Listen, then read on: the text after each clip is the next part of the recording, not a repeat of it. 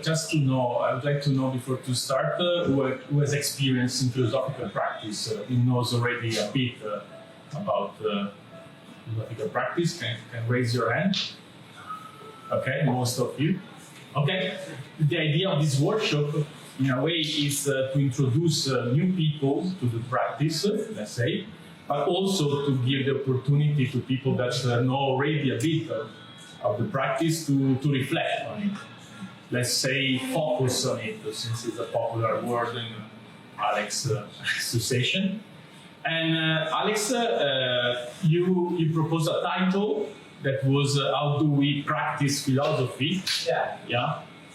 And I think it's an interesting question. Yeah. And we have to try to answer the question. But before to answer, I would like to problematize the question. I think there is a problem in the question. At least one problem is the concept of philosophical practice, because usually for common sense, philosophy is not a practice; it's something theoretical. So usually for, let's say, common people, theory and practice are two different fields. Yeah, and philosophy is in theory. Yeah, has to do with something abstract, while the practice has to do with actions, application to concrete experience. Actually, there is the etymology that is interesting here, because abstract comes from Latin, ab traere, which means pull, take out something, which means catch, basically. Yeah. So you have an experience, and when you do the abstract work, you catch something from that experience. Yeah. While practice means it comes from the Greek, and it means do stuff. Yeah, do things.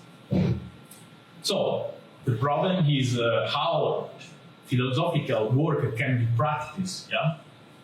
And in a way, the idea of common sense is popular nowadays, I would say, but is very old, because I don't know if you remember the first philosopher, Talit.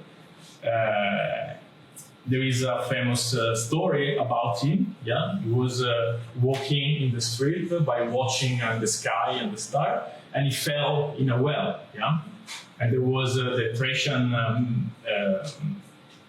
maid that made fun of him. Yeah. So basically, this idea is really ancient, and in a way, it's true. Yeah. Philosophers usually are not the practical people. Yeah. If you want to solve a practical problem, you don't ask a philosopher to solve it. Yeah. But if you look at the tradition, you have other example that can provide another standpoint on the philosophy. For example, if you take Pierre Hadot is a French philosopher that proposed this idea that ancient philosophy is not theoretical, but is a practice. What means a practice? Basically, ancient philosopher and their student, they're doing real concrete activities in every day. Yeah? You enter in a school to behave like the master, basically. You spend the day by writing, by contemplating, by walking, dialing. Yeah. So basically, that was a practice that the people wanted to do in order to transform their life. So here there is the idea that philosophy can affect the life, can transform your day life. In a way, maybe that can cure some problems you have. In fact, in some schools like Stoics, philosophy were meant to be a therapy of the soul. Yeah? Nowadays we distinguish therapy from philosophy, yeah, but maybe before it was different. Yeah, even in Socrates, if you say Socrates, philosophy is a practice. It's a practice to take care of the soul. Yeah. Which is the essence of the humans for him. So we have examples that show that the philosophy can be viewed as a way of living, a practice. And Socrates, in a way, is one of the most important example. That he is the guy that inspired us to do the philosophical practice nowadays. Yeah?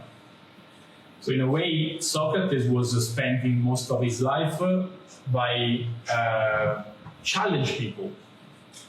By concretely, he was questioning people. Yeah, and so basically, philosophical practice can be viewed as a constant challenge without people would not think. And he didn't do it inside an institution. He did in, let's say, in Agora, in front of the school, not inside of the school, yeah, in the street of Athens. So he was asking questions, and usually he was asking for a definition of concept, yeah? What is beauty, what is truth, what is knowledge, what is courage, and so on. Yeah? So he was looking for concepts. And concepts are very important in thinking, actually. So if you want to think, you need to use concepts. Concepts are the tools that we use to think. Yeah, that's why in philosophical practice we do exercise, for example, about conceptualization. Yeah, and here we have the concept of concept, which is interesting. I don't know if you ever thought about the idea of concept. Yeah, but concept is a mental representation that we express through language. Yeah. And that, in a way, gather different objects together. So if I say table is a concept that, in a way, gather different objects that have something in common. Yeah.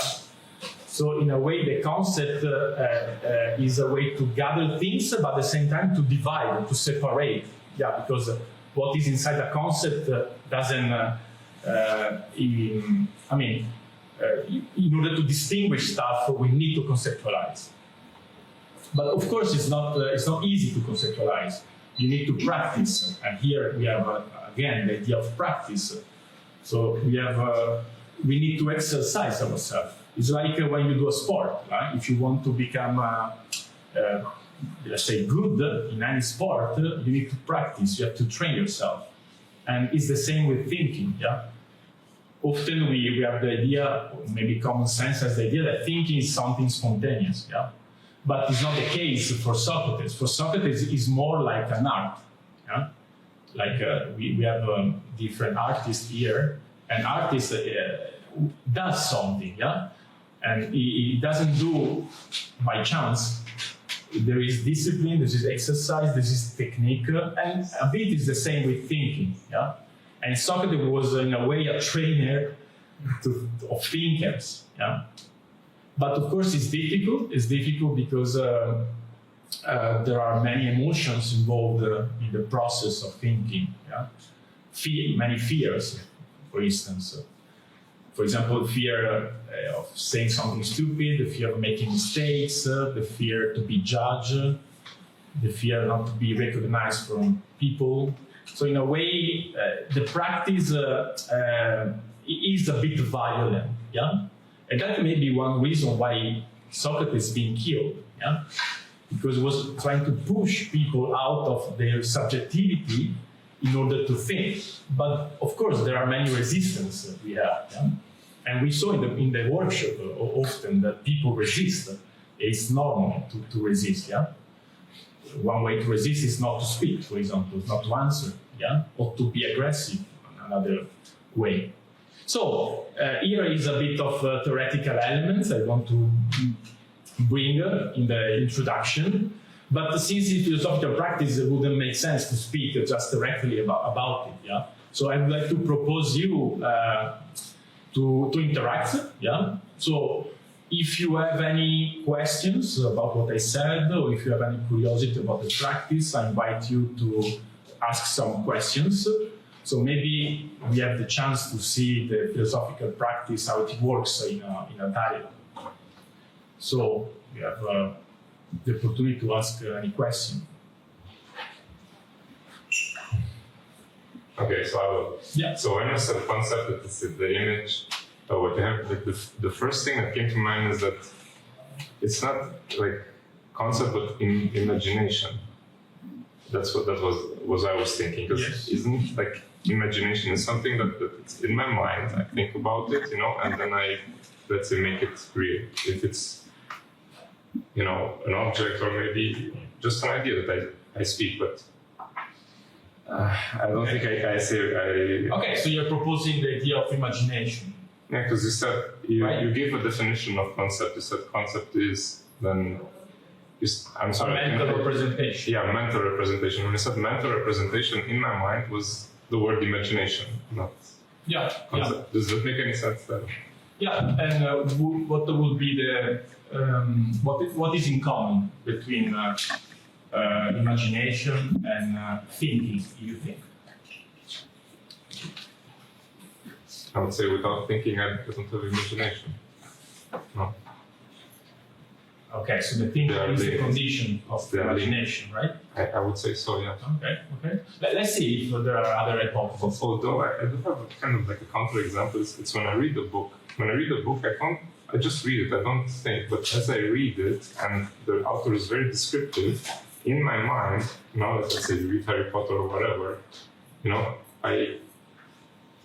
I see, whatever he's riding a broom, whatever he's doing, Expelliarmus, whatever, Mm-hmm. Okay, I can propose to you an idea.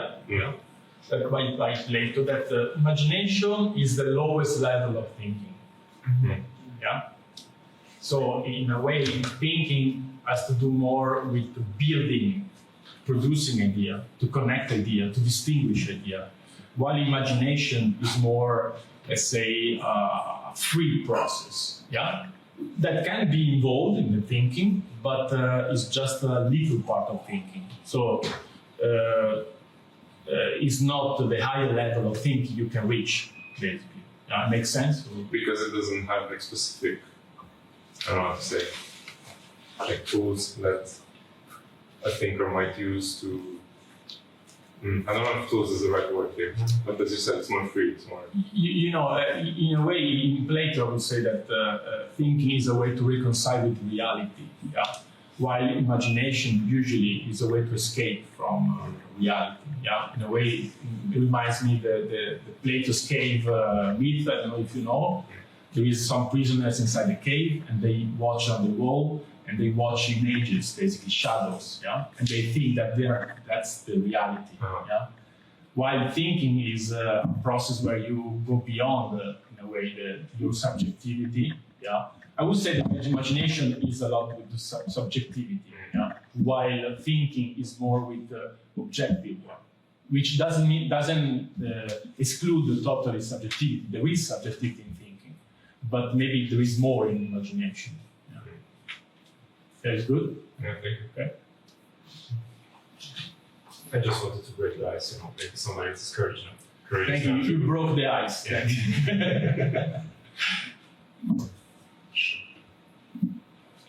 Or maybe not. I see. Yes, I think terminologists have a good way of exemplifying what a concept is. Like when you had someone who created the table or whatever, they first had the image in their mind of the table or whatever, and then in order to communicate what they had in their mind, they needed to have a concept, to put it out there, to communicate what they have in their mind, and then to coin it or label it with a term. And the concept is making clear what you have in your mind. Okay, I propose to you to do a little exercise if you want. Yeah? Since you are speaking about conceptualization, can you conceptualize just what you just said in few words? You need concepts in order to bring the mental representation into reality, in order to communicate with people. Okay, so without concept, it's not possible to communicate. Not easy. Well, You see, when you conceptualize, you in a way you're more aware of what you are saying, yeah, and you see maybe the chaos or you see some problems. That's why it can be useful to conceptualize. Can you do it again? Maybe? No. Now, yeah, it's difficult. And what do you think is difficult?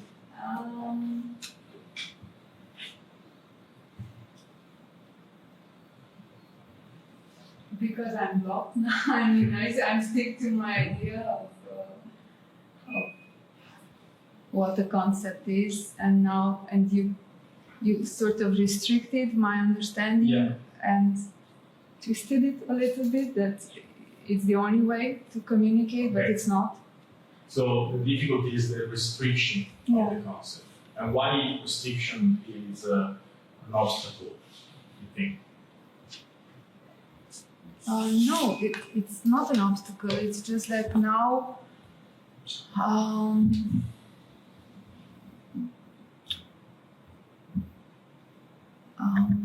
Do you agree that now you're a bit stuck? yeah. So the reason kind of obstacle. Yeah. Can you name it? Yeah, the fact that you narrowed it down to Okay, a so- single way of communicating. Okay. So restrictions or not? Agree?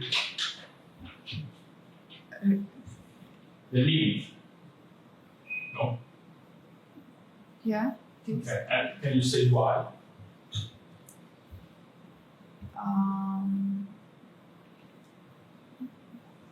Because of its nature of blocking you, not being able to pass by certain. Okay, let's see if there are other hypotheses to explain, because I think it's an important point to understand why it's difficult to think, why it's difficult to answer, let's say, some questions. Yes? I think she restricted herself when she said that the concepts are necessary for communicating, and when you showed that communication is bigger than that, and she said, I want to stick to my idea, she restricted herself there rather than opening up. So Okay, it's a yeah. self-restriction. Self-restriction. Okay. A refusal to widen the perspective with a wider concept. Okay. And now, can you say why limits can be useful for thinking? Yes, concepts create limits. For example, the concept of table tells us what fits to be named table and what doesn't fit to be named table. So it creates an imaginary limit that helps us to make categories and to name things and then speak about them in their absence. Okay, so limits separate things. It creates a separation. Yes, And separation is worthy for thinking. yes. Okay? Okay? What do you think? I agree. You agree? Yeah? But you see, it's difficult. You know, sometimes we think that the most word we use, the most clear we are, but it's just the opposite. Yeah, like I teach at school, and usually when I'm more clear, I use less words. Yeah, That's But- difficult. yeah. So one question. Yes. Why would someone, in this case her, restrict her mind to only thinking about this concept and refuse to come up with a bigger one, for example, or an alternative? It's not just you, but usually I also get stuck on one idea, and the question is why stuck with one idea and Okay. not able to come Okay, up with Anka, another? do you have an hypothesis? Since it happened to you, so. Yes, let me think a bit.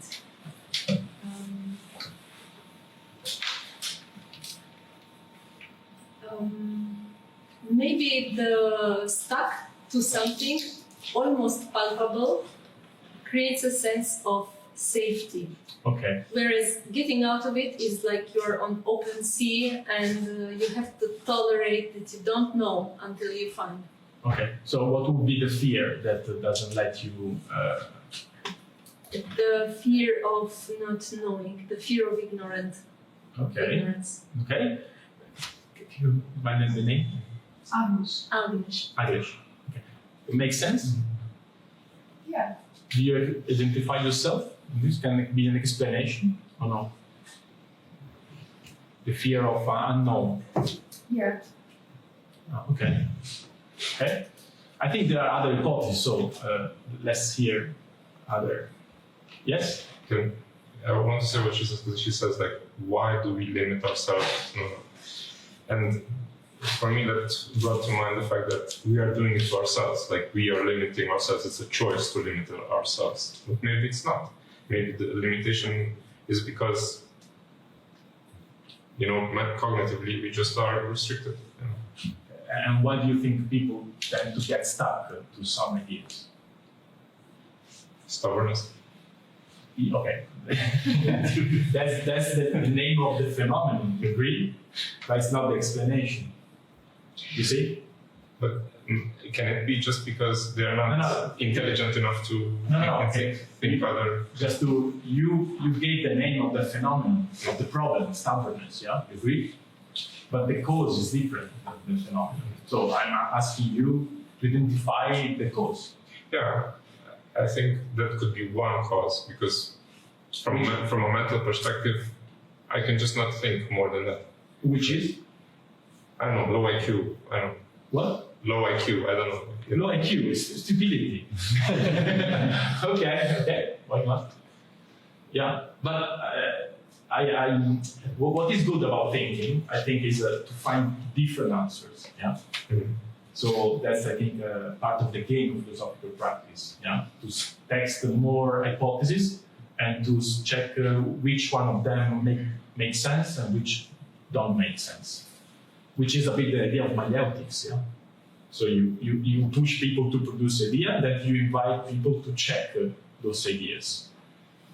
But usually what I see that there is a kind of emotional relation with the idea you produce, like if it was your baby, So you tend to defend your idea, and maybe that's another reason why people get stuck with them, because they identify with their ideas. To give up with ideas could be a way to give up with oneself, which is difficult for most of the people.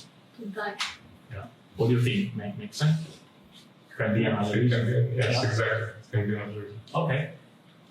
I could bring the hypothesis, the opposite of what he said, like being thinking too highly of yourself, being holding the ultimate truth. What you just said is so great that Looking for the perfect. you can't let technique. go. Yeah.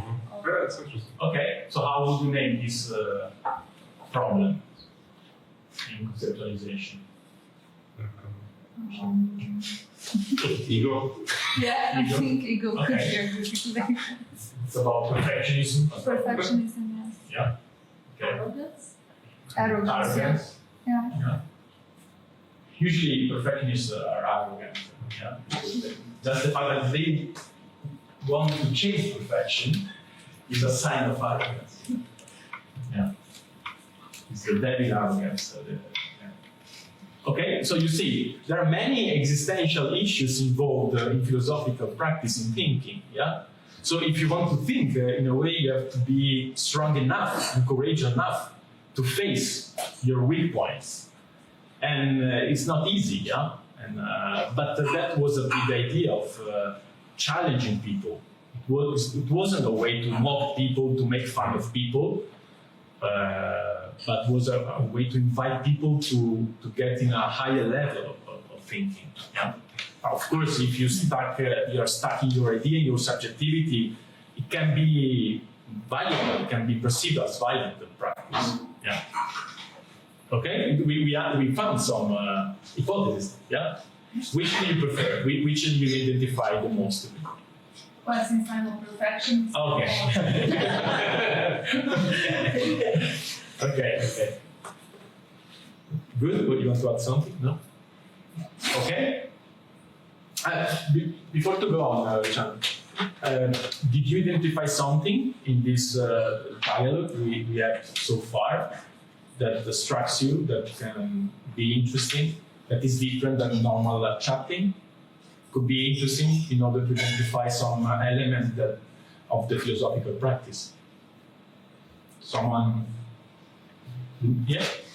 Well, one element I identified is maybe you are hinting that thinking cannot really be done that well alone, because thinking involves challenging, and it's usually quite hard to challenge your own thinking. Yeah. So probably you need a partner or partners. In my experience, not more than 3, because the ideas get spread around a bit too much. But leaving that aside, it requires at least more than one person. Yeah, and that was a big idea by Socrates. Right? Exactly. You know, No it's Socratic about- dialogue is just Socrates having a monologue by himself. Or there are really long monologues, but in the context of talking with other people. Yeah. Even though I have to admit that I think there is a way to dialogue with oneself, which is writing. I think writing, Socrates didn't write, from what we know, maybe some poems before to die. But I do write, for example, and for me it's a way to dialogue with myself. But I agree with you, it's more difficult because we usually are more, let's say, nice with ourselves than with others. So maybe we don't challenge enough ourselves, like it could be with another philosopher that speaks with you, for example. Or actually, it could also be related to the time interval, the space you got to have between you and your idea, right? Because you put the idea on the page, you leave it there for a few hours, days, months, years, who knows? And you sometime in the future get back to it. Maybe I don't agree with this anymore, but right now when we're having this conversation, I don't really have the space of thinking about what you're asking for 2 hours and then coming back to you. Yeah, that's a bit the performative level of the practice. It's an action. You are inside the performative process. Yeah. And by the way, a way to escape a bit this let's say tendency to be nice with myself is to write with someone else. So I write and I ask another person to criticize what I wrote. It's a way to look at yourself from outside, which is a big idea of dialogue. So even writing can be a form of dialogue. Yeah. Okay, you want to add something? Oh, you're good. Yeah, good. I saw a hand before, no? I had a question. Yes. Are the limits a way to challenge you to be able to think by yourself in a similar manner that you would do with another person? Okay, so your question is if the limits is a way to challenge people to think, right? For you being able to do it by yourself when you don't have like a thinking buddy to do it with. Okay. Right now, I'm not sure I get your question. So I don't know if someone got your question or if you want to try to reformulate in a simpler way. Try to conceptualize so that you can help me to understand. Yeah, I'm thinking about limits as a way to make you cross them over. So they can be a tool to help you diverge from one singular way of thinking or from having only your own ideas accepted as true. Okay, so it's not a question. You want to propose an idea now. Yeah, but I did it in the form of a question. Okay, why? So I don't advance it as Gospel. yeah. You're not advancing? So I don't advance it as a truth. I am posing a question to. Okay, let me put it another way. You were looking for a confirmation of your idea. Or not? Maybe for a challenge. No, okay, can you answer my question? It can be no. You can say no.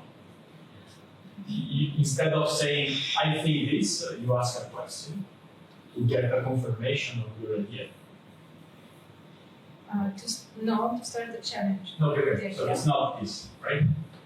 No. Okay. So can you give another explanation why you formulate a question instead of saying your idea? So we can start challenging. Okay, but you agree that you can start challenging even if you just say your ideas? Yeah. Yeah. So But why you ask a question?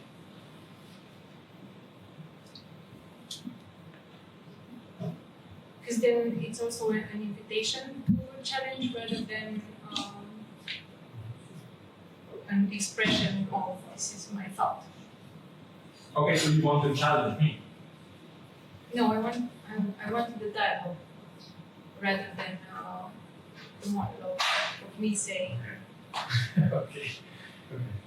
And okay, can you reformulate your idea without making a question now? Just a short sentence. You make your point.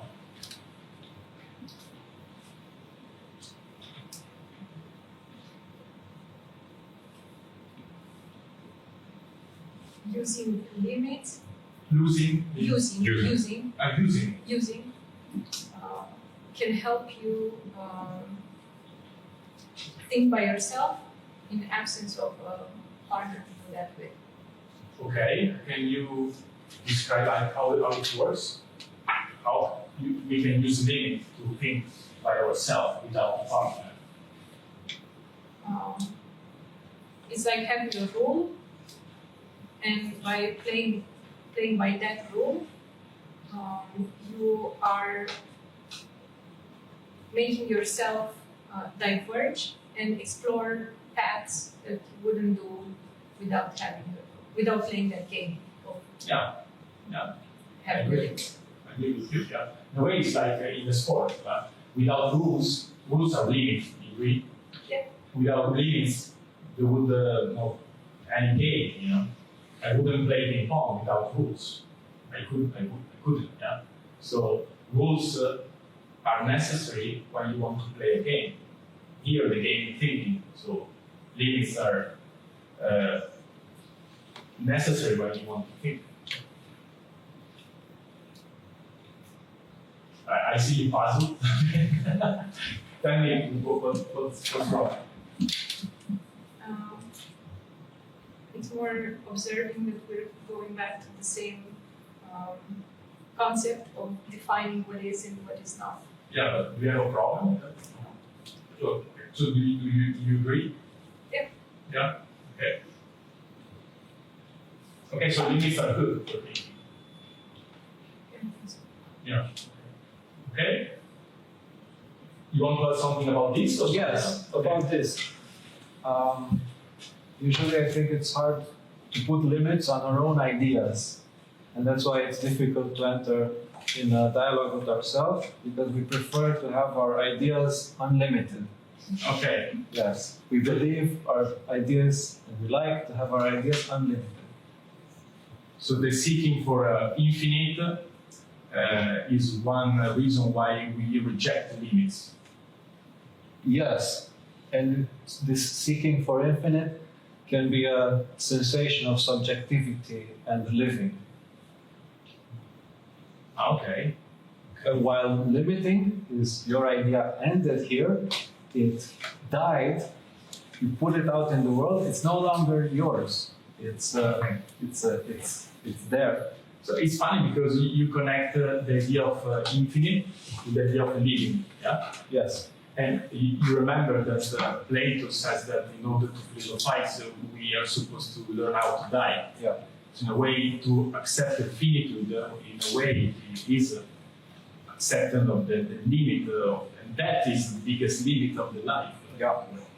So maybe that can be a reason why people reject thinking.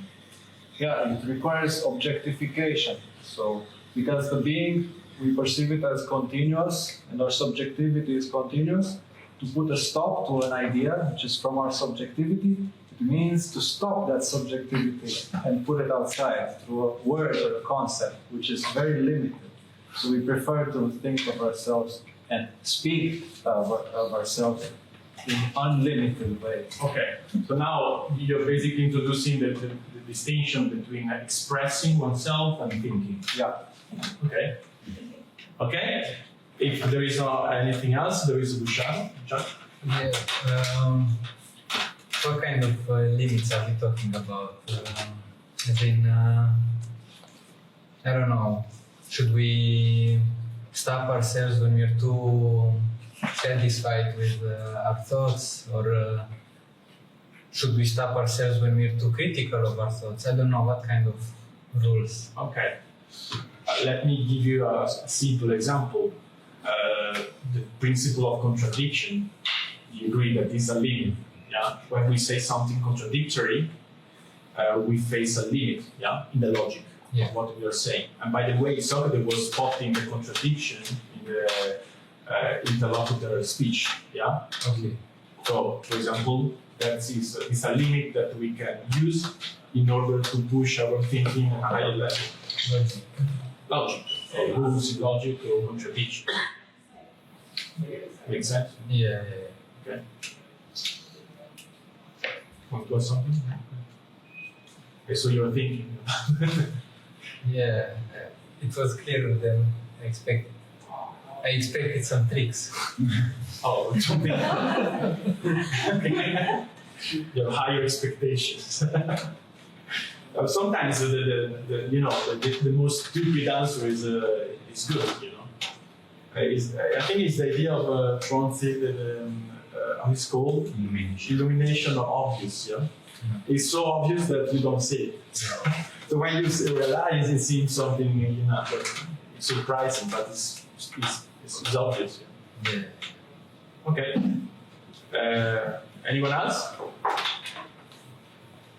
Either on the process, either on the content I brought to you at the beginning.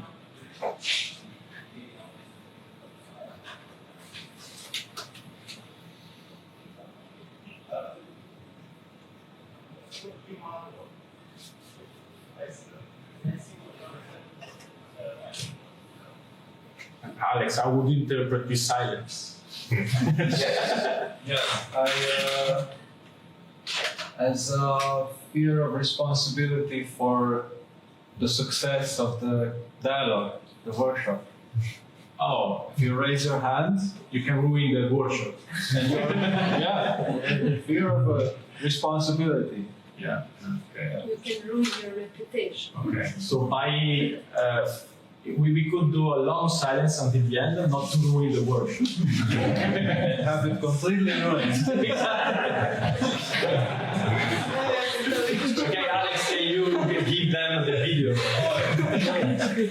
Okay, Yes, okay, let's. I was following all the conversation and then I lost the Okay, direction. so I invite the group now to try to help one to understand how it's possible to conceptualize something we are saying, basically, yeah, a sentence or an idea we are communicating. So I have a little, yeah. So is it possible or why we? No, how can we do it? Okay. Yeah. So who has an idea can raise his hand. One can pick one. You can pick one.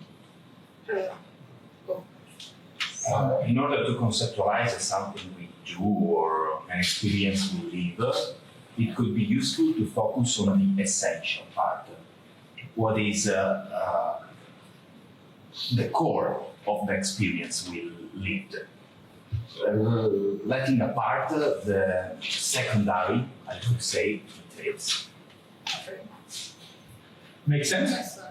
Yeah? Can you see the usefulness of this work of conceptualization? Okay, so then if I go back to the exercise where we started from, she explains some thoughts, then you ask her to conceptualize. What I'm getting here is that basically what you asked for is that she would just reduce everything to an essence, Yeah. right? Yeah. Okay. Make sense? Yeah, that makes sense. Yeah. Can you do it? Me? Can you, For what? when you speak, can you find the essence of your thought or no? I guess you can. It might take a while. to understand what it is that you're actually trying to say. For example, I give you an example. When I write with my partner, writing partner, let's say, yeah, I usually, I don't know, I read a tale or I watch a movie, and then I propose some essential concepts that I think are very important in the movie or in the tale, yeah? And then I write an interpretation through that concept. So in that way, the concept becomes a filter that I use, an angle I use to see better the movie and to see the tale. But when you say that you create concepts, what exactly are those concepts? Are there sentences? Are there paragraphs? Are there just simple words that have the entire essence of something in there? What is the concept in the end? Okay, so you remember, no, you forgot my introduction. You actually forgot. Yeah, I proposed the idea that is a mental representation. Okay, but then the representation can be the sentence or a paragraph of something. Can be what? It can be a whole sentence or an entire paragraph. It's a mental representation because it's an idea, right? It's not an object or something. Okay, yes, it can be, but you see that it can be more useful to have just one word. So you're trying to reduce everything But, to one word. okay, you don't answer my question, but, No, I'm but asking. can you see that it can be more useful to use one word? No. You don't see it? No. Okay, can someone show why one word can be more useful to catch an essence of something than an entire sentence or a paragraph? Okay. Raise his hand. Who you want to speak? Yeah, if I can. So we did this with Alex actually, and you remember, and Andy the same. Like we had many quotes, and then we had to choose like one and say just one word. And Andy, remember you had metamorphosis for yours with the butterfly, and so we had like, I don't know how many sentences, was it like 3, let's say, you know, and then in those sentences, Andy found like one word that describes it all. And she used metamorphosis for that one. I don't know the quote. But yeah. the word was not found in the text. Yes. She came up with the word Yes. that is most representative for what the text brought. It didn't encapsulate the whole meaning of the text, but it created a hierarchy of meaning where she put one word above others to represent some of the meaning, the main meaning she found. Yeah, I remember this. Like the word should not be in the text. That was like crucial. And why a word can be more effective and efficient than more words, you think? I think if you try to over-explain, just like So you don't know. makes you confused. As in, if I'm very clear, you know, like lesser words, then you're more clear. Like you understand my message. Okay, and what makes you more clear? Lesser words. Less words. But wait, less words, but the essence. Okay. Lesser words that capture the essence of what you're trying to say. Okay. So can I just say? Yeah, just to finish this point, Yes. it's a bit like something I said before. By reducing the words, you're taking off the secondary elements. Yeah. So you're taking off, and at the end you have the essential. Yeah. What is more important? So in a way, you have to be ready to give up with a lot of stuff if you want to conceptualize. And that's the one reason why people have a hard time to do it, yeah, because they want to keep a lot of stuff, yeah. Like my student when they underline all the books because they want to study, yeah. But at the end, if you underline everything, it's like you didn't catch anything important, yeah. So nothing is important if everything is important, yeah. So in a way, selecting concept are something to do with choosing. Yeah. So when you choose, you focus more on the more important element than you pick anything. Make sense?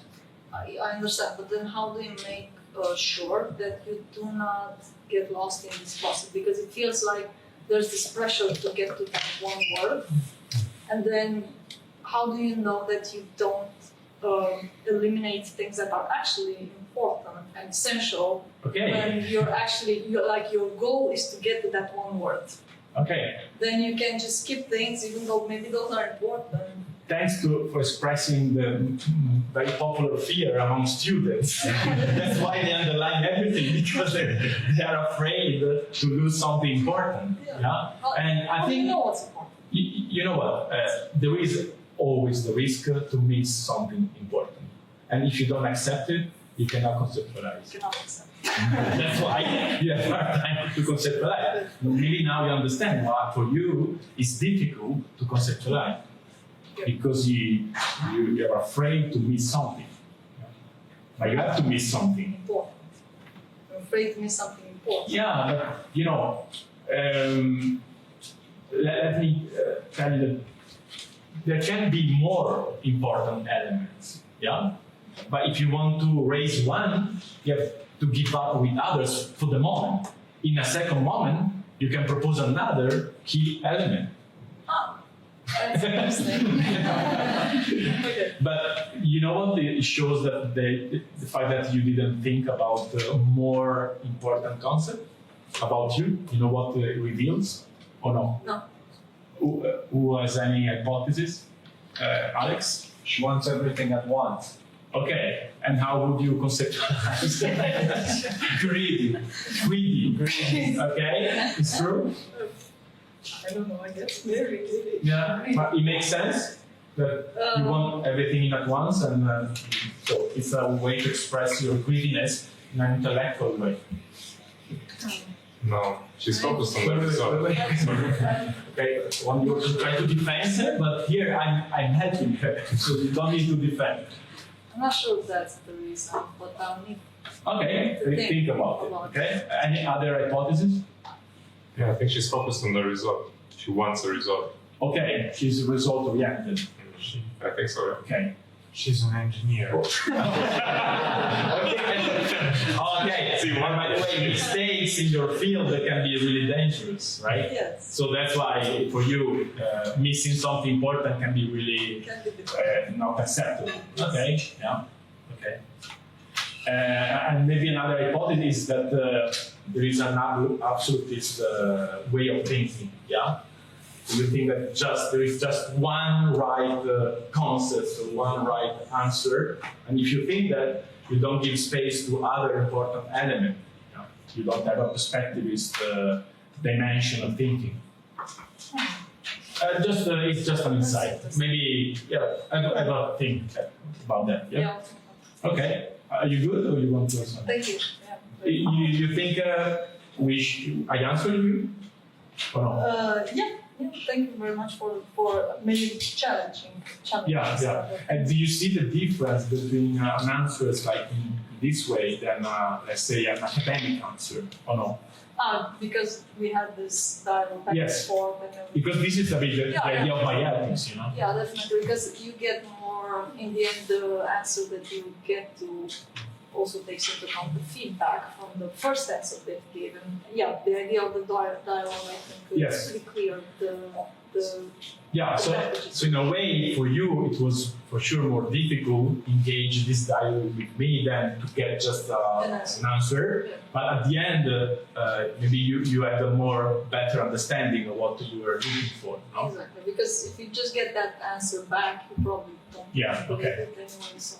But you saw that it was a bit uncomfortable during the dialogue. It was actually quite good. Oh, yeah. I felt quite good. Okay, according to your expectation, maybe. Okay. No, it was Okay, nice. Usually it's not that comfortable for people, to engage this dialogue. Okay, thanks. Other questions or yes? Can I also propose an explanation for an engineer of what a concept is? Yeah. Okay, so a concept is like a zip file, right? You compress files in order to store and transfer them, and you eliminate everything that is unnecessary so that the size of the file is smaller, and everything that is too much. Yeah, but each of us has a different decompression algorithm, so things might get lost. But yeah, the more you practice, the better this algorithm gets. It's a Good guess. analogy. Okay. That was an example of transposition. Yeah, basically transpose the idea to another field. Yeah, it's clear. Yeah. Yeah. Okay. I will learn engineering language next time. Thanks. Okay. I don't know. Other comments or questions? I like his idea that each of us has a different decompression algorithm. And it's like when you play Dixit, if you know the Yes, I know the game. Yeah. And when you To describe the car. yeah, you actually that's a conceptualization game actually. Can you explain for everybody that game? Because I don't know if everybody knows it. Yeah, it's there are some cards that have drawings on them, and you have to express with a word or two words something that you think about, and find the representation in the cards you have, and the others also pick one card that both describes what you have chosen, and the others have to guess which is the original concept, or which is the original picture that describes your story or your concept. Actually, what is funny about that game is that you're not supposed to make everyone guess, but just a few people. Otherwise, you lose points. Yes. So that's the tricky part of the game. Yeah. Yeah. So, but it's a nice way to conceptualize, by the way. Yeah. Okay. Thank you. Samuel. But I found interesting during the dialogue between you and Johan, it was that she said that she has a hard time to conceptualize it, at least at the beginning. But at one point during the dialogue, you asked, how do you name blah, blah, blah? And she was very easy in giving the answer. So maybe you think that you are not able to do something, but in a specific field, scenario, you are very easy to give the answer because the answer was fitting in a way. Yeah. Yeah. So you don't trust yourself. Oh my god. Oh, now it's getting uncomfortable. Questions that I need to think about. Okay. By the way, I have to admit that while I was asking that question, I had done a kind of insight, and I was like, don't use the word concept. And I use another way to put it. How would you name this stuff? Because it's the same thing, by the way. But maybe it put less pressure on yourself if you don't name concept. Yeah. No, but what I want to say, regarding what you said, is that I think, being able to conceptualize things is part of how we work, how our brain works, right? We can naturally do that. It's just that sometimes it's super easy and intuitive to do it, and other times it's difficult and complicated. And then my dilemma was, why even bother? Like, why would we need to do this? So I was in that area with things that don't come natural. But some things, just come natural, and then it's instinctive. You have it. You have the answer right there. Well, my perception, that can be wrong, of course, is that you tended to overcomplicate or concept this spooky term that I cannot relate to anything. Actually, it's like to name things. Yeah. Yeah, and by the way, I think thinking has a lot to do with choosing. Yeah. And even learning, yeah. That's why a lot of I noticed that a lot of students has problem with learning and studying because they reject the selection part, the choosing, yeah, because they are afraid, yeah. But when you think, you choose to focus on something and not something else. So you choose to risk to test an hypothesis instead of another one. So if you have a problem with choosing, usually you have a problem with conceptualization. Make sense? Yeah. Are you good with choosing or no? I guess I think what really makes sense for me when you said that you can do an initial analysis of, let's say, text or something and conceptualize it at that point and then eliminate some things then, but that is not the final So you can always come back to the text and look at it from a Yeah, different well, why should be defined? I don't know why in my head it was like, that's You it. think you forever create and ever. limits on by yourself. Yeah. It was like, you have to get it right now, and then this will be it forever, and you can never come back to it until Yeah, so in a way, we spoke before, limits are useful, but sometimes can be dangerous or can be counterproductive, like in your way. You create limits that you don't need, that stop you from thinking. Yeah. All right, I saw another hand before, no? No. You, right? Yeah. What's your name? Bogdan. Bogdan. Yes. So when she asked what's the use of conceptualizing, I started thinking about it because for me it's clear, but I noticed that it's not easy to find an answer. And then I found the answer that I found is that it's a way to know yourself, because so we have ourself, we have a concept for the self, but we don't have concepts for what's there, our core values, so very close to ourself. Like our core values are. You know what strikes me from what you're saying, that you said that it was clear for you, but it's hard to say. Yeah. Because for me, it sounds like a contradiction. Yeah. Because if you have clear ideas, usually it's easier to say. So for me now, I mean, I didn't understand. I think there is a bit of chaos. So maybe try again.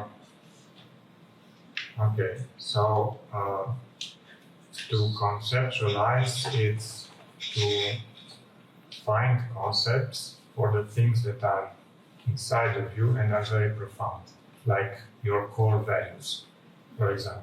Okay. So that's why you connected the idea of conceptualization with knowing yourself. Yes. Okay. By the way, you notice what the difference about what you said before and what you said now? I think it's more short. Yeah, you see, in a way, yeah, you limit your thinking, yeah, and you use less words, and you have to be more precise, yeah, more attentive of what you're using, yeah. And I understood, and before I didn't, yeah. That's what I meant before by saying that often people think to be more clear, understandable when they use more words, but it's not the case usually, yeah. I think it's very hard to express what, even if it's clear for you, so you have a clear representation in your head, but it's very hard to put it in words.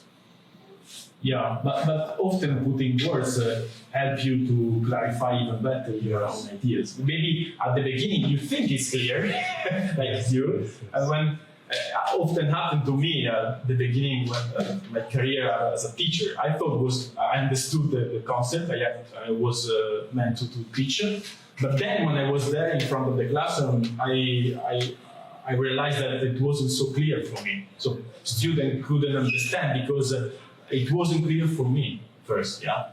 So that's why it can be very useful to conceptualize. Yeah, for me as a teacher, but it can be useful in other field as well. Yeah. Okay, so your idea is that through conceptualization, you know better yourself. You have to confront with what is important to you, right? Yeah. Okay. To find concepts for things that are inside of you and are very important. Yeah. And I would add that you have to distinguish the phantom that are in your head from the idea that makes sense. Yeah. Sometimes we have ideas that they seem to make sense, but they don't. Yeah. And when you are in a dialogue, you can check. Yeah. That is the idea of myeltics. Yeah. If you read the Teeteto, there's Plato explaining this process. Yeah. Which is painful. He says it's painful. Yeah. Because Socrates is meant to take off the idea that don't make sense. But when he does it, say Socrates, people usually react in an aggressive way because they are attached in an emotional way to their own ideas, even if they don't make sense. So they want to save the child, even if it don't make sense, let's say, the idea, yeah? So that's why it can be difficult to do this job, yeah? To have a dialogue, because you have to face a different aggressive reaction from people, yeah? So if you look for recognition, I think forget about philosophical practice. It's not the right activity, yeah? Good, yeah. You wanted to say? Oh wait, she didn't speak yet, so you forgot. So the first thing I thought about when you said that conceptualization can help you know yourself better is that it's actually exactly the other way around. Because if you have a concept for something or a name, you stop searching for what it actually is. So maybe a diagnosis for a mental illness would be a concept of what's going on in your mind. But once you have the diagnosis, you don't really question it anymore. So that's like what the conceptualization is for me, giving a name to something, and then once you have it like tangible, you stop looking for more. So basically, if I understood correctly, you disagree. Yeah. So you think that conceptualization can be a way to stop thinking about yourself. Yeah. Did you understand? Yes. Yeah. Did you get the explanation? Yes. Okay, it can work. Or no? I think depends how you relate to the concept.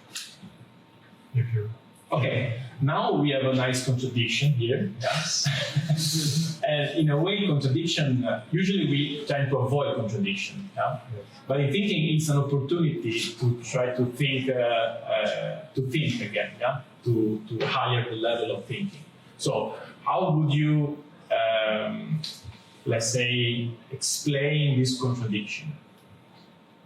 I think she's right if you relate to a concept in a certain way. I mean, let's say. In which way? If you think that if you found a concept, then there's nothing to look there. It's not something that is alive. Ah, okay. I mean, so it depends how you relate to the concept. Yes. Okay. If the concept is let's say the deadline, you stop. If you see the concept as a starting process of thinking, you go on and you discover yourself. If you think that if you found a concept is something that is totally understandable, like a mechanism that is completely understood, then it means that you stop searching there. But usually you find concepts for things that are very alive and that are that you see but you don't completely understand. Yeah. What's the name? Maya. Yeah. Did you understand? Yes, I think. Do you agree? Or no? I do agree that it could be possible that having a concept can rather help you, but I don't really see it because for me a concept is something that's finished. So I give a name to something once I know what it is, and once you know what it is, it means you stop searching. Yeah, but we agree with him that it depends on you relate to concept. You could relate differently to concept. Yeah, but I don't understand. I do agree that you could relate differently, but I don't understand what that consists in. Like, how exactly would you relate differently from what I relate to? Okay, but did you know why you stop when you conceptualize or no? I think so, because if you have a concept, it already means it's finished. Like that's the. But it could be a starting point, no? For example, when I write, I start from a concept. I say, love, and then I interpret the tale through the concept of love. So in that case, the concept let me start a thinking process. But you find a concept, that's it. You escape. So I think what you're saying is you have more concepts. You have like a concept after the other, and not one thing. No, I start from a concept, then I develop the concept by thinking, and then I switch. But you don't develop the concept. I think I can only name something a concept once it's developed.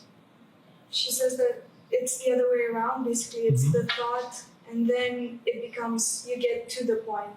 It narrows down. Okay, but now you're speaking about conclusion, Deduction. right? Yeah, so for me, the concept is the conclusion. Okay, but you realize that the concept can be is not necessarily a conclusion.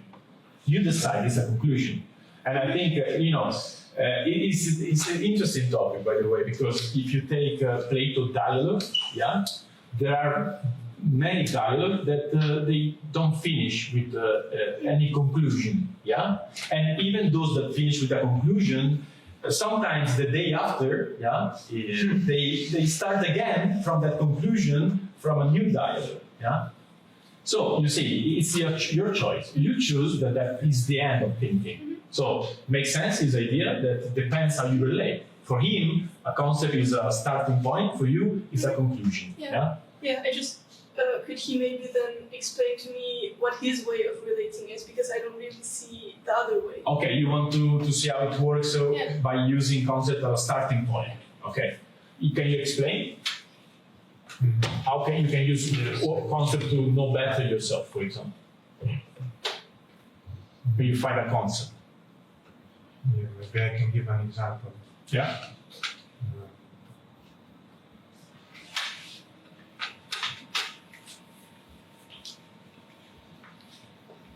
So, for example, love is a concept.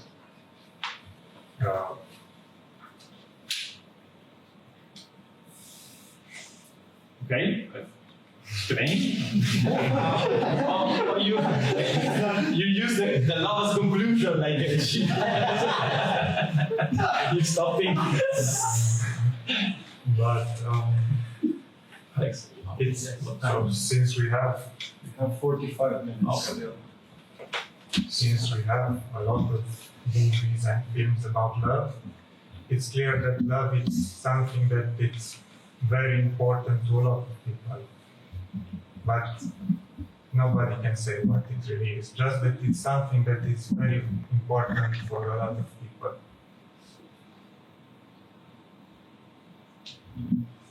Done? And And also there's different kind of loves. No? Okay, let me see if she. I noticed that you want to help people. Yeah, you like her customer support. Okay. Did you understand? Yes, I realized that, for example, love is clearly an example of a concept that isn't finished, and yeah, it means a lot of different things. So, yeah. Okay. So can you do it? I mean, no, tomorrow can you do it? Can you use a concept and start thinking instead of stop?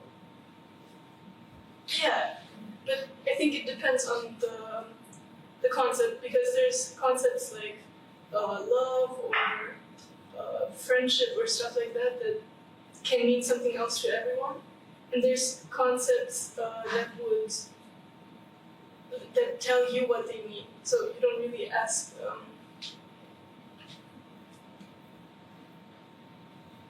So, for example, you start from the concept of love, you see a movie about love, and that's a concept, and then you start thinking about love. I do understand that's possible, but I think when getting to know yourself, you have some feelings, and then you learn about the concept, and you apply that concept to yourself, that limits you to the concept. So if you are feeling in some way, and then you name that thing as depression, it doesn't, you stop there, you don't really, like the concept limits you. Okay, but because in that moment you are defining your feeling to the concept, right? So feeling are quite subjective. You agree? Yeah. But if you take Socrates, he was asking for concept, for definition concept, just for the opposite reason, to push people outside from the subjective dimension. So that's why the rationality can help people to test the hypothesis. And sometimes we propose ideas that are subjective and maybe they don't work. And so looking for a definition that makes sense to the concept is a way to go out from the subjectivity. But you get stuck because you name your feeling, you're good, and that's it, right? I think I would, like, what I thought about now is that when he talks about concepts, it's like you said, defining the concept, like Socrates. You go from a concept and you try to explain it, whereas what I understood as a concept is you have a phenomenon and then you try to explain the phenomenon through a concept. Mm-hmm. Does that Yeah. make sense? Yeah. So that's the difference, because if you explain something and then you give the name of a concept to that something, the thing becomes limited. But if you go from a concept into explaining something, then the concept becomes larger. Yeah, and the definition can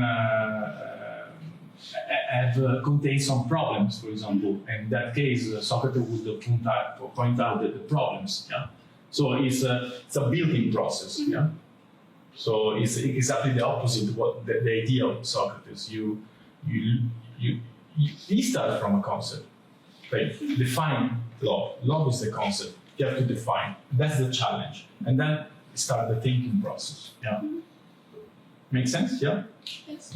And do you like the idea of thinking by starting from a concept or no? Yeah? Yes. Okay. So let's do it. Okay? Want to add something? Or good? Good. All right?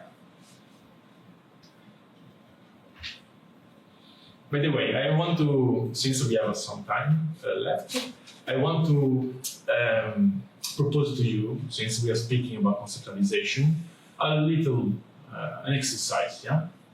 And I would like, since with Luca and Samuel we are working on the conceptualization of some proverb, I would like to invite Luca to pick a proverb. I know you like proverbs, so can you say a proverb, and then I would like the group to try to conceptualize the proverb.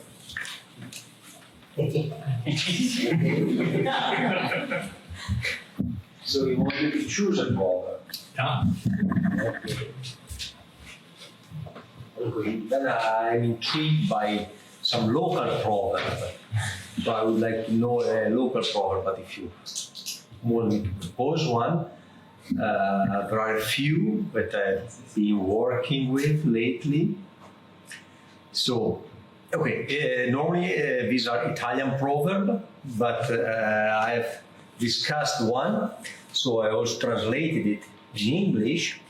I will take one of my favorite topics, the farmer. Can you say in Italian first? Yes, because there is also a little bit of the rhythm in Italian, but then we lose when we translate into English. So in Italian sounds, the proverb is non far sapere al contadino quanto è buono il formaggio con le pere.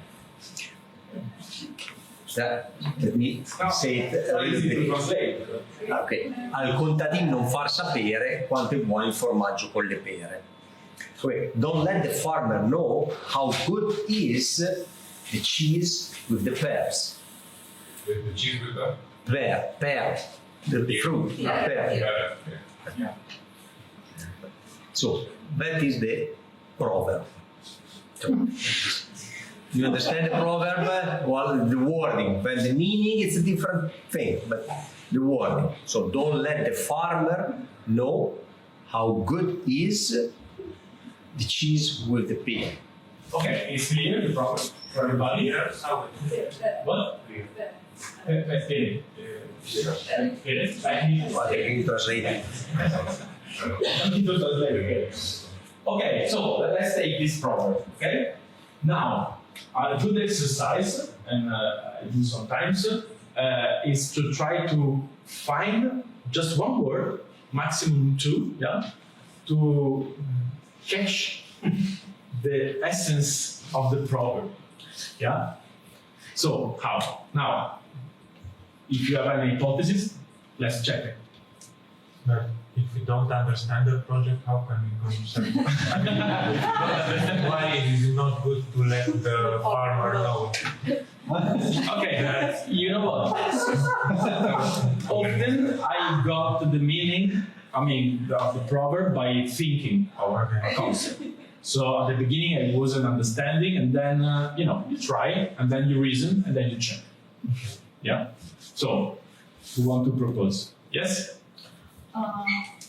Opportunism. Opportunism. Explain why. Because if you let the farmer know about how well the pear goes with the cheese, then he'll want to take advantage of this and Okay. increase the price maybe for the pear and the cheese as well. Okay. So the opportunism is of the farmer, right? Mhm. So it's to avoid being opportunist, right? Yeah. Okay. And how would you say avoiding the other person opportunism? Or you just remain with opportunism? I just stay with Okay. Say again. Name? Bogdan, yes. Do you understand? Yes. Makes sense? Yes. Do you understand now a bit more the proverb? Yes. Yeah. I think. You see how useful can be to try to find the essence with one word, opportunism. Yes. Yeah. Okay? But let's see if other people have a different concept. Yeah, Yeah. I understood it differently. Yeah? Like, it's useless to tell him because he knows better than anyone else that cheese is good with beer. Ah, okay. Okay. So he knows already. Yes. So it doesn't make sense to say Yeah. to someone that knows already. Okay? Excellent. And how would you Something between obvious and useless. It's useless to tell him. Ah, okay. Usefulness. Yeah. Yeah, uselessness. Okay. Who sees the problem? With what you said? Yes. No. No? You don't want to help me? No, but it's not a problem. Okay, how do you see a problem? Okay, go on. There are two concepts which are different. It's like useless and obvious. Yeah, they're two different. Yeah, I mean, they're consequent. It's obvious, therefore it's useless to see it. I have a concept which I think reconciles Yeah, please. redundancy.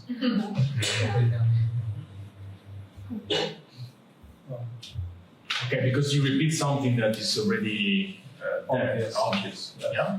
You accept it? Redundance? Okay. I think we could find a better concept, but for now it's better than. Are you a perfectionist? I mean, you already found a better one, but you want another one. Yes. You know what's the problem of perfectionist people on a, let's say, consequence or in an existential way, existential dimension? No? No. Okay, unsatisfaction. Usually they are chronically unsatisfied. Is it your case? It's hard for you to say, okay, good, I'm satisfied. Yeah, actually. Okay. But Alex offered you a nice concept, yeah? So you should say, thank you, Alex. Thanks. You're welcome. Okay, you see, now we have two concepts of the same proverb. Yeah? Another concept or To work on this one. you have another concept? Yeah. Okay, so first let's go with Luca that want to work with this one. Yeah? So the concept would be then banality or uselessness? No, redundancy. Redundancy. Yes. Okay, the message of the proverb would be don't do redundant things. No, redundant. Yes, that's how I understood it. Okay, so it would be the advice would be don't be redundant. Okay, you see a problem or you accept? No, I see a problem. But then, Okay, can you say? yes. Okay, yeah, then I see a problem in this, but the proverb, the first part of the proverb, presupposes that the farmer doesn't know. Otherwise, you would not say, don't let someone know. If I tell you, don't let your neighbor know something, well, I'm assuming it's understood that he doesn't know. Otherwise, I wouldn't say that. I would say something else. But if I say, don't let him know, don't let someone know, well, the starting point is that he doesn't know. Otherwise, it doesn't make sense with expression. So, Luca's idea is that there is an implicit presupposition that contradicts your the nice concept that Alice proposed. Yeah? Do you agree or not? If we think Not if. You agree or not? You can disagree if you think it doesn't make sense what Luca said. I disagree. Can you say why? It's because you don't always take words literally.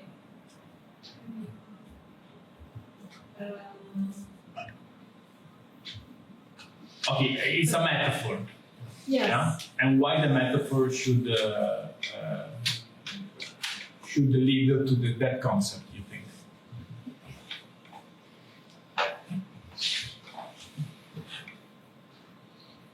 I mean, maybe I wrote the proverb in Italian, so maybe it's not the same as Romanian, but.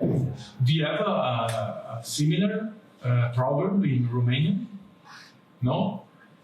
I mean, Because it's a bit difficult to work on a foreign proverb, maybe, but that's why. for me, it's similar to don't sell roses to the gardener. But do you agree with That's me? right. Do you agree that if someone tells you don't let him know, the presupposition is that he doesn't know? Yeah, with this word. Okay, and if you agree with that, you agree that doesn't make sense. That the meaning is don't be redundant, because don't be redundant implies that he knows.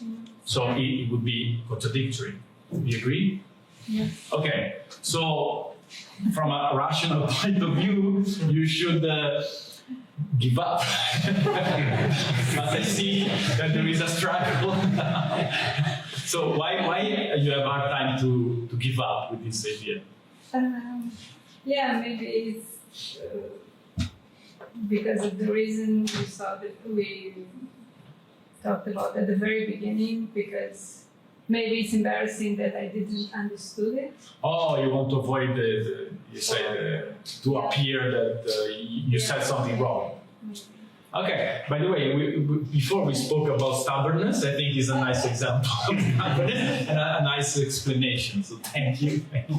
So, but finally, you agree with Luca? Yes. Okay. You see how hard it is to give up with some ideas? There's emotions involved here. Okay? So now, what you wanted to propose something else, or that's it? What about opportunism? Do you think it makes sense? Yes, I think it Makes sense. He suggests an opportunistic attitude. Not to the farmer, because you interpreted it as the farmer is opportunistic. We should avoid the farmer to be opportunistic. I think the opportunism is the teaching of the proverb, so you should be opportunistic by not letting the farmer know. Not avoiding the opportunity, but to be. Yeah, be opportunistic. The proverb suggests and invites you to be opportunistic. Can you explain why? Yeah, because you take an advantage given by the situation, given by this piece of information that in the proverb is concretizes in knowing, having the knowledge of the delicatessen of the cheese with the pears. So you take advantage of it, and you want to take this opportunity and you keep it for yourself. So you don't let someone else know about it. So if the opportunism is for me that I receive the teaching, that I know the proverb. Okay, it's a way to protect and preserve what is valuable in your life, basically. Yes. Not to make other people know about that value because they could steal that from you, for example. Yes. Okay. Okay. There is a situation, a given situation, you see that you can get an advantage, okay, get it. Don't share with the others, don't wait. Okay, so there is the fear of losing what is valuable in your life. So it's better that people don't know what is valuable in your life. Yes, yes. Okay. Okay. It's better the understanding of the. Yeah, our understanding is that if you have information, don't give it to other people. Because you will They can use them against the hide individual. valuable information. Okay, so hide what is good in your life. What is information? Yeah, but you agree that it's not just the general information, there are specific information about what is positive about what you have. In this case. In this case was an idea that it's a business idea, not about what. Yeah, related to the positiveness of those stuff, the cheese and the honey. Yeah.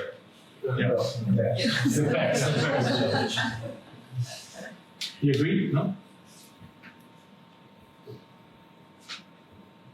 So it's okay. It's hiding certain type of information, Yes. not just general information. Okay. You see how by going through this interpretation, this conceptualization, you enter more in the proverb. It's the same thing with the tale, with the movie, and with thinking in general. Yeah.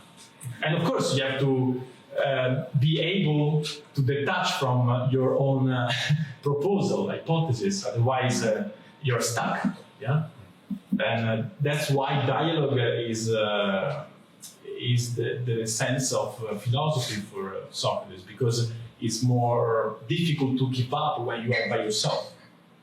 And it's more difficult to see the problem in your own ideas when you are by yourself.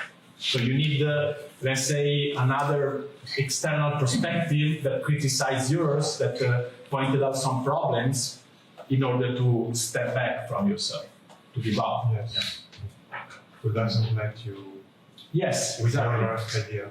And that's what many people don't like about the practice, yeah, because it's confrontational, it's challenging, and it's a bit, you see, you are pushed to the limits of your ideas.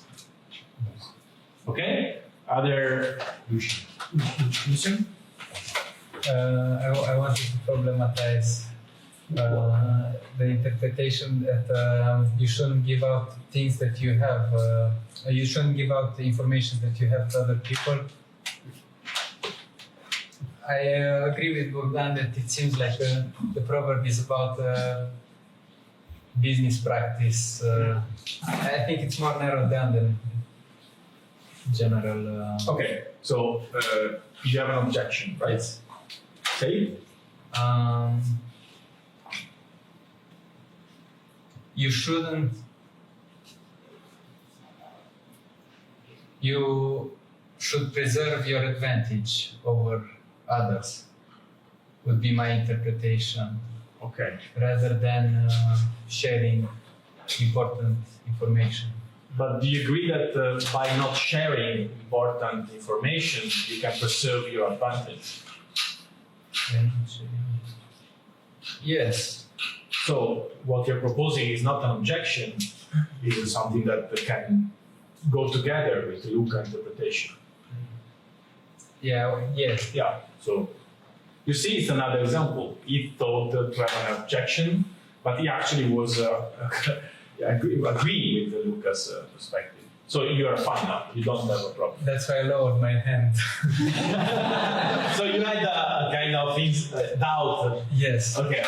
I still expressed it if I had the chance, but you see, in the dialogue, now we are more conscious about why you have that doubt. Yeah. Okay. So you're fine now. Yeah. Okay, good. Okay, please. I also would like to problematize Luca's approach or explanation. Based on the proverb she mentioned with the roses and the gardener, where there's this proverb in Romanian, don't sell roses to the gardener. Okay. It's like don't preach to the choir. Yeah. Yes.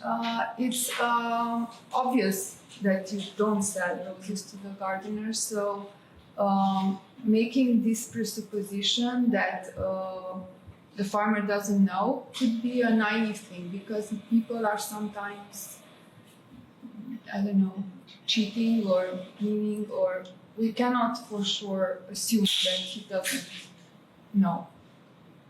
Okay, so you reject the idea that there is a presupposition in the proverb that says that the farmer knows, right? No, I don't reject that idea, because the proverb says that, it implies that he doesn't know if we say don't tell him. Yes. But that's our perspective, or everybody else's perspective. We don't know what he knows or doesn't know. Yeah, but you don't need to know. Okay. It's enough that, that if you don't have to reveal, let's say, a secret to somebody, it means that that somebody maybe knows a lot of stuff, but he doesn't know the secret. Or at least you suppose that he doesn't know. No, what's going on? Can you repeat? You don't need to know other stuff that the farmer can know, yeah? If the proverb says, don't tell him, yeah? Okay, look, let's do a transposition, yeah? If I tell you, don't tell Alex this stuff, do I presuppose that Alex knows or doesn't know? Based on an honest relationship, yeah, that's what we presuppose. Yeah. But if you're not well, your intentions are not, so I don't know. Yeah, but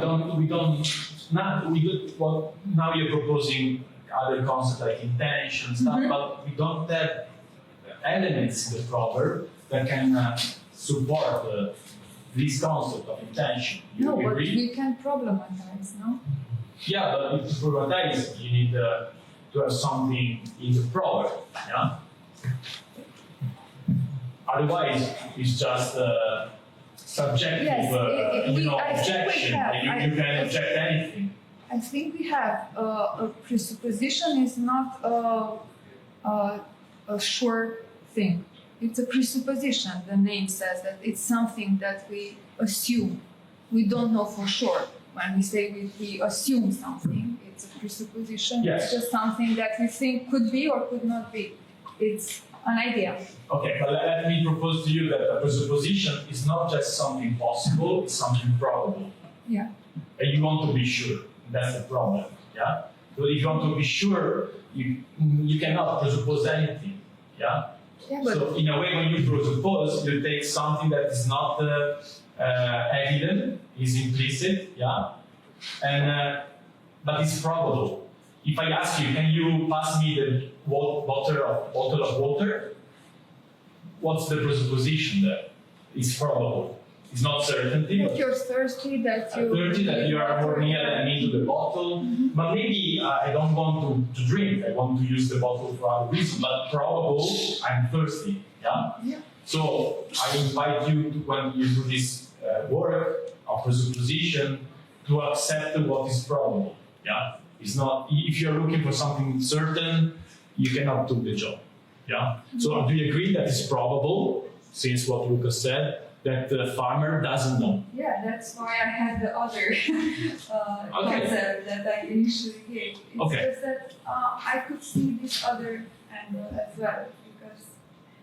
Okay, if you see, you should be able to show.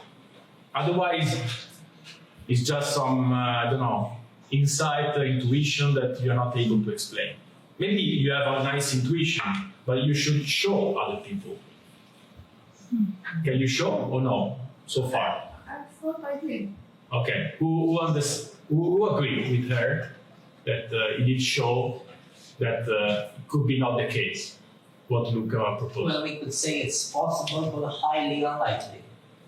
Okay, but so now you're rejecting the idea of probable presupposition. No, I'm saying that the first scenario is 99% probable, our initial interpretation. Yeah. She can also be right, but in 1% of cases. So they are possible, but highly, highly unlikely Okay. based on how things were phrased. It's also possible for you to use the bottle in, throw it out the window, but it's very highly, highly unlikely you would do that. Yeah. So, okay.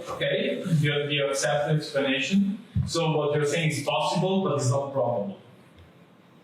Do you agree? I mean, yeah. That's Yeah. what you said, right? Yeah. Yes. Okay. But I propose you that we accept the probable presupposition. Mhm. Yeah? Because there are many things possible, but they don't help you so much to separate. Yeah? So you're fine with Lucas' probable presupposition. Yeah, I was fine with it, but I would also consider the opposite. You know? okay. I mean, I was not rejecting. But the I opposite was- is just possible. Yeah. Okay. So it's stronger with presupposition. So now you are posing a possible objection to a probable concept, yeah, or interpretation. So I don't understand why you prefer the possible counter-argument.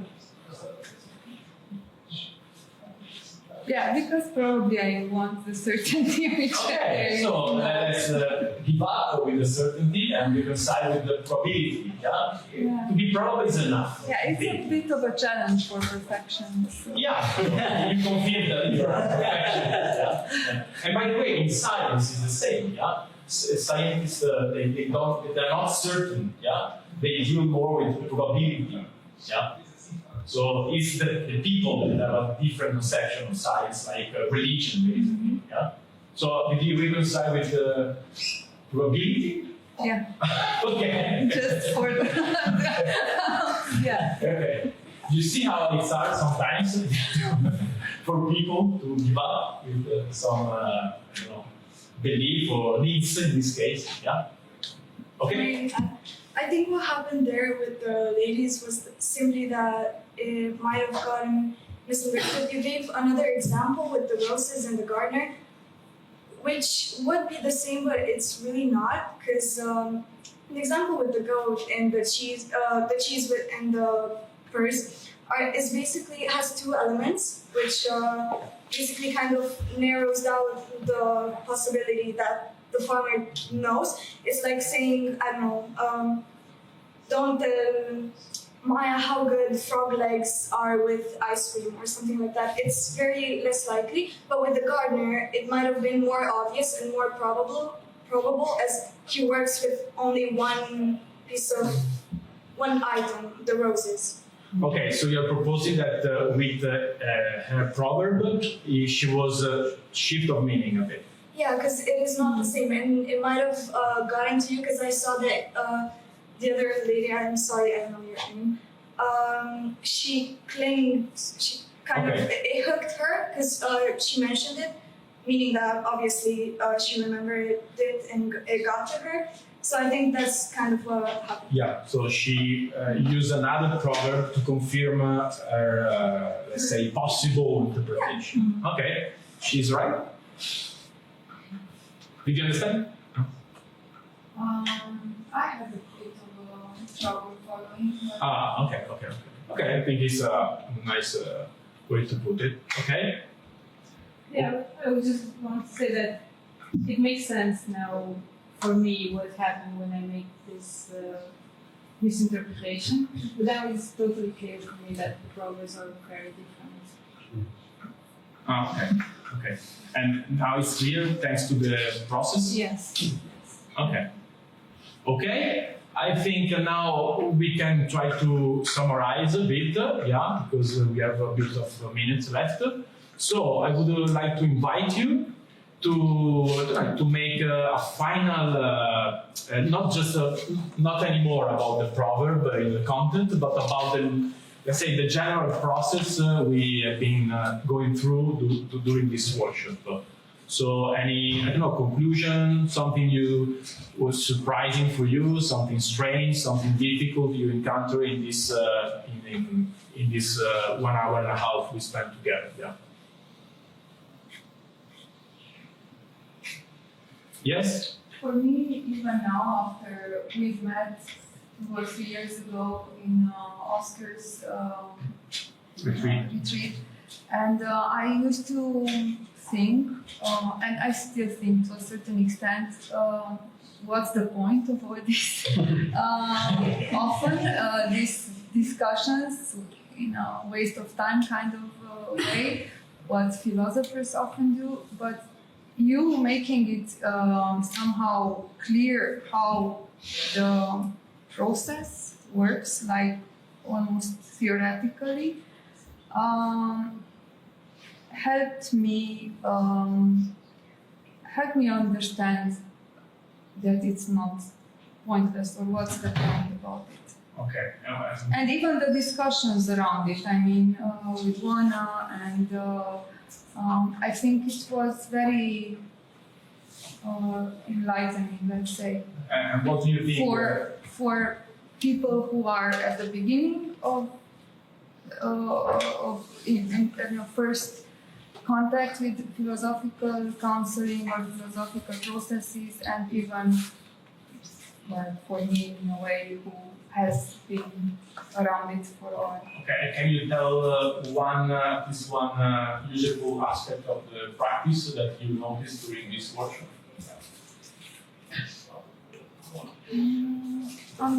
Understanding. Okay, so philosophical practice can help people to understand better when they speak, what they say themselves. Okay, thank you. Someone else? For me, it was useful to see once again how people can see things from different perspectives. Mm-hmm. For example, when we used the word concept, I saw it because I used the concept, and she thought about as a concept as a psychiatrical diagnostic, which is used in a very different way. Mm-hmm. Yeah. And did you enjoy this different? Yes, it was nice to see to understand what she is meaning.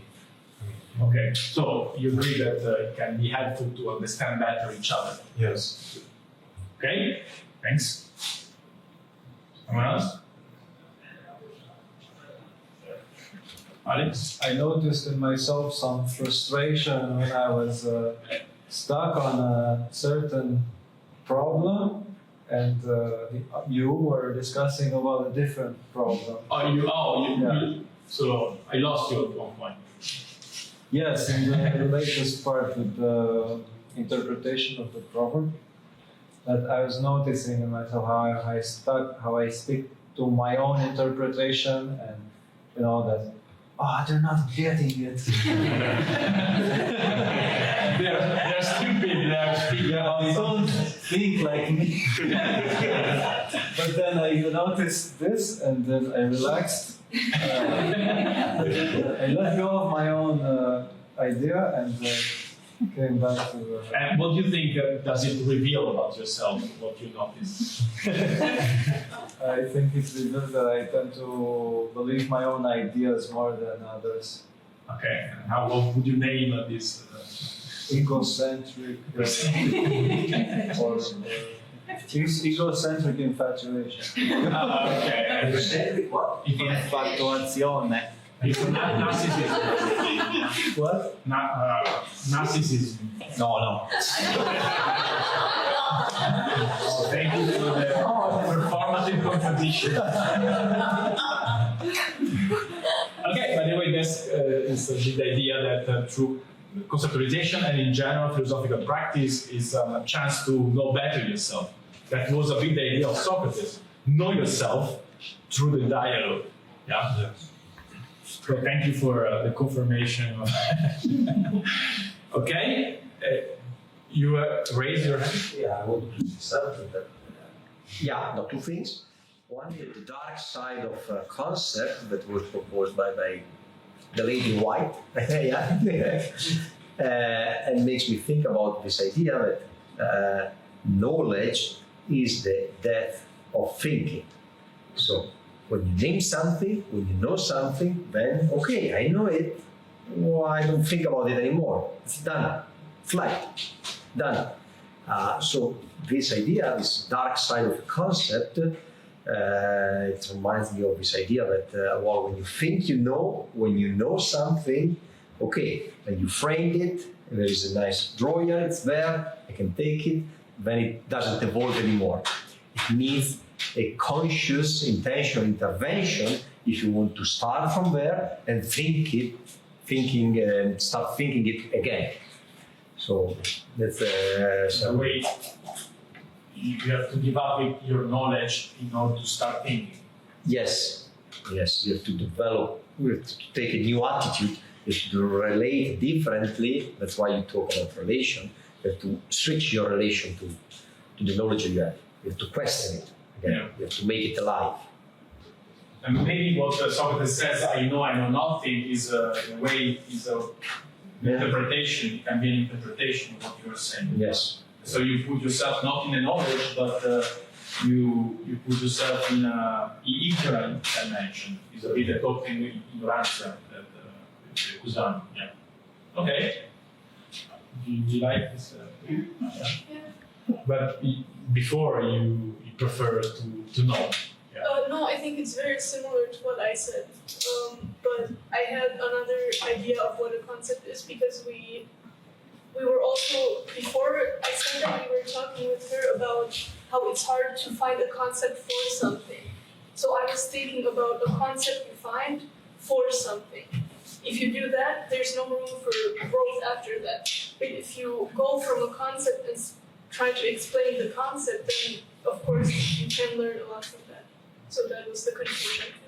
Yeah, that's why arguments are important. You have to argue. I mean, you have to provide reasonable reason why you support that idea. Yeah. Otherwise, you just throw ideas and you don't check. And if you don't support them, you don't even give the opportunity to the other to criticize you. Yeah. So it's like I say, it's like that. Why? I don't say anything. So you cannot say anything to me. Yeah. Okay. Yes. First of all, thank you for this meaningful session. In my perception, like I'm not good at philosophy, so like that much, but maybe like in my perception of what you said and what he said, Mr. Luca and Bigola and women, yeah, maybe she means when you name something. Because linguistically, if we didn't use the words and sentences, would not exist. Like maybe when you name something, which means like it exists in our language, and it will be like the first step of thinking. You know what I mean? Because as for example, Ludwig Wittgenstein, he said like the language is the vehicle of the thought. You know, and the limits of my words are the limits of our world. You know, and maybe also like our thinking, it can vary from languages also. For example, that proverb, if you say it in Arabic language, can be different than Italian or Romanian language, like as a interpretation of the people who use that language. But neurologically, it's not correct because our mind it can produce a lot of words, a lot of meanings, and if we also separate the picture of the word and its sense. When you separate, like between themselves, we can remember the sense, but we don't remember the word.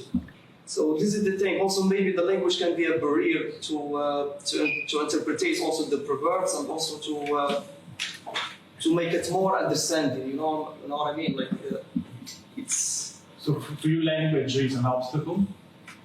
Yes, it can be. It can be, yeah, because. Also, like there is like some people who has many can have like many thoughts and ideas, but he has like a barrier to express them and to. But as I know, like the language is not properly regarded as a system of communication, just communication, but also as a tool of thought and expressions and. I noticed that you have a problem with limits yourself. Is that right or no? I'm not limiting myself. Do you see why I say no, that? I'm just interpreting. Like some people have limits with the language, you know. Okay. But you, or maybe you were not there when we discussed about the positive way of the limits, or you were there? No, it wasn't. No, I was. Oh, that's really why. sorry to put the party and talking about limits. Because, Okay, so maybe you have to rewatch it because we spoke about this issue really? before you came, and it Okay. was I think an interesting one. Okay, I think it's time to leave, but we're gonna have more workshop during the next days. So if you would like to join, they are invited, right? You can contact. I think it's for free, right, Alex? Yeah. So if you want to spend more time by thinking together, you can ask Alex. Thank you very much, everybody, and hope to see you. Okay.